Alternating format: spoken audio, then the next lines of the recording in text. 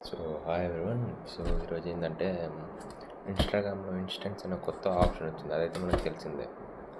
సగం మందికి నచ్చుతుంది, సగం మందికి నచ్చదు. నాకైతే నచ్చదు.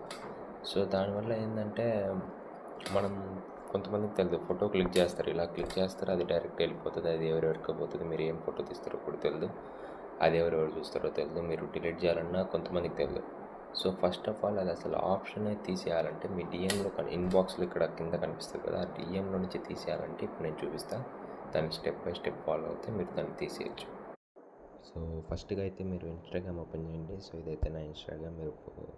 మీకు కంటెంట్ ఏదైనా నచ్చితే మీరు ఫాలో కొట్టండి. తర్వాత ఈ 3 డాట్స్ అనేది కొట్టండి, ఇక్కడ కనిపించేది రైట్ కార్నర్లో.